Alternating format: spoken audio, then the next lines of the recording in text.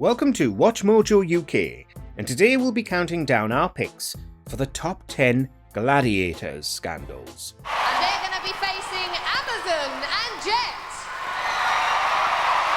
Before we begin, we publish new content every day, so be sure to subscribe to our channel and ring the bell to get notified about our latest videos. For this list, we're looking at the biggest controversies that struck the UK version of Gladiators. Let us know in the comments who your favourite Gladiator is. Number 10. Filming while drunk.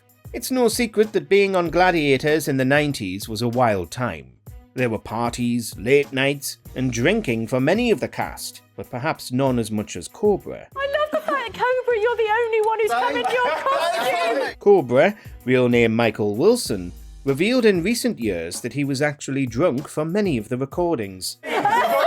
I said, make sure you're wearing a costume. We're all wearing our costumes. He and fellow Gladiator Shadow used to knock back pints before the show, and we'll be hearing much more about Shadow later. Wilson explained to the Daily Star that the performers often got hospitality beer, making it all too easy to overindulge. Eventually, the producers got involved and told him to sort himself out. I don't think that costume would get past Instagram. Number 9. Forbidden love. As well as free booze, many other vices were indulged in on the set of Gladiators. I think people thought we were there every Saturday night, but a show took about 4.5 hours to film. The cast had many dalliances with each other, according to presenter Ulrika Johnson, including one star who bedded 4 different people in one night, though Johnson understandably didn't name who this supposedly was. Johnson herself got involved in the love fest, however, starting a relationship with James Crossley, known to fans as Hunter. You were so young when you joined. Were you 19? Yeah, I was 19. Yeah. I mean, I was. They found me in a bodybuilding show, and I was a This printer. sounds like you were lost. Yeah. The pair denied this for years, particularly when the show was still on, but now enough time has passed that they can be open about the truth. Yes, they were in a relationship during the heady days of Gladiators for about 18 months. And at that point, I wasn't very athletic. All I'd done is these bodybuilding shows, and to suddenly climb walls and swing on rings It's not the same. Different kind of completely different. Number 8. Injuries galore. Did health and safety exist at all back in the 90s? Frustrating as pointless red tape can often seem, we can't say it would be pointless when the risk of injury on the Gladiator set was so high. Our 2 new Gladiators, Comet and Athena, everyone! Some of the injuries sustained on the show included debilitating torn hamstrings, major neck injuries, and broken bones. In 2023, the Gladiators reboot was still plagued with injuries, with multiple competitors on the BBC's latest iteration having to leave the show entirely. Yeah, training has been really, really intense, but realistically, we've all been training our entire lives to this moment. Comet and Sabre both left, with Comet suffering a serious foot injury with multiple broken bones, and Sabre tearing a hamstring of her own. Comet is fearless, Comet is strong, Comet is feminine, and Comet is very elegant, so she's going to leave a little sparkle wherever she goes. Number 7. Wolf turns on the presenters. Every show needs a villain, and for Gladiators, that was Wolf, who made his name on the show being a fierce participant, but a very sore loser. What was Wolf saying when he was hanging on to you? He said, "Goodbye, baby." Yeah. But who said goodbye? Who went bye-byes, Wolf? How much of this was his real personality and how much was just trying to play a character, we didn't know. But eventually he let things go to his head and ended up attacking Jeremy Guscott. Wolf's in no mood to mess about, ejects Cassius from the platform. Blimey, that's the fastest Jeremy's moved all season. He went after Guscott and eventually tackled him on one of the mats. The audience loved it, but it was clearly a step too far, especially when Wolf also went after Ulrika Johnson on another occasion. Oh, Jeremy Guscott with a rugby tackle. And Wolf's hilarious antics appreciated by Debbie and Kamal. Wolf taking his frustration out on his shirt now. The ref had to separate Wolf and Guscott eventually. Number 6. Voted out. Many of the Gladiators became icons of the 1990s. Figures like Hunter, Jet, and even Wolf were all wildly popular, with many licensed figurines being made. But Hawk, Phoenix, and Flame weren't some of the lucky ones. Flame! Hawk! Phoenix! A magazine poll was run in 1993 to see which gladiators were the most popular, with those three coming right at the bottom. For Karen Beaumont, the only way is up, and trying to drag her down will be Phoenix. Bosses decided that rather than support the stars by promoting them more, they'd give them the sack for coming last. It was massively controversial at the time, and a deeply cutthroat thing to do. Here comes trouble. Phoenix and Scorpio have to make up some ground here. It's hard to imagine stars being dismissed like this today for no good reason. Number 5. Panther falls. Tender, ready! Gladiator, ready! We've already talked about some injuries, but Panther's fall was perhaps the most serious incident the show ever saw. She fell headfirst from a tall platform and suffered major neck and back injuries, requiring 5 months of rehabilitation. Panther gets a table back. Oh, she's lost the rope. She's lost her footing. Oh, that was a nasty landing for Panther.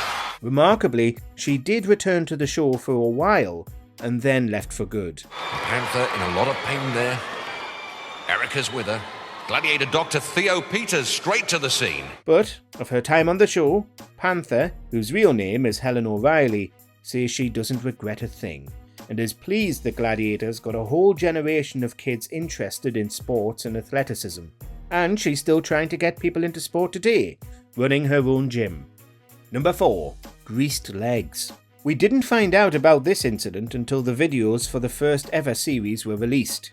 Scorpio and Nicola Borden were racing to the top of the climbing wall, with Scorpio trying to grab Nicola's legs to pull her off. But once Scorpio got to grips with Nikki, you began to wonder who was pulling whose leg. How did Nikki give Scorpio the slip so easily? That's all good in the rules of Gladiators, but it later came out that Nicola had greased her legs, meaning Scorpio's hands slipped off easily. Well, I believe my contender had deliberately greased her legs. But this was the first series, so over-oiling one's legs wasn't actually against the rules, despite being clear cheating. However, the ref decided it was unsportsmanlike regardless. I greased my legs because they were very dry, and I just thought, it would make them look better. And then I thought, as I was doing it, I thought, oh, this is a good idea. She's not going to be able to grip me. Eventually, there was a rematch on the wall between these two, where Nicola was knocked off. Number 3. Jet's near-death experience. Yet another unpleasant injury. This one struck arguably the show's most popular gladiator, Jet, whose real name is Diane Udale. Now this is step aerobics gladiator style. Jet intercepts Julie and sends her packing. She fell from the pyramid during a recording in 1996 and severely hurt her neck, even saying afterwards that she heard it crack. Julie having another go, and Jet's got the measure of her. This moment was never aired, thankfully, but she has talked about it extensively in the years since. She said the injury ended up being a compressed spinal cord, and she very nearly could have died that day, as she narrowly avoided breaking her neck. Oh, Jet with a spectacular crash dive. That marked the end of Jet's time on Gladiators, as she made the decision to retire for her own safety. Number 2. Doping scandal. Jefferson King, aka Shadow, was axed from Gladiators in the mid-90s following a 1995 scandal where the tabloid presses found out he'd been taking illicit substances, with steroids among them. Oh, that was early. John Anderson blows the whistle. He stopped it. I think Shadow was a bit previous. Sadly, King's difficult life, which saw him grapple with addiction from an early age, didn't necessarily improve when he left the show.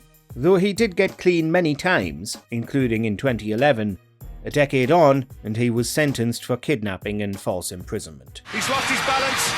1 second on the clock, it's all over. He pled guilty to the charges, and in 2021 was given over 6 years in prison. This is certainly an unfortunate and tragic story. Number 1. Warrior gets the sack.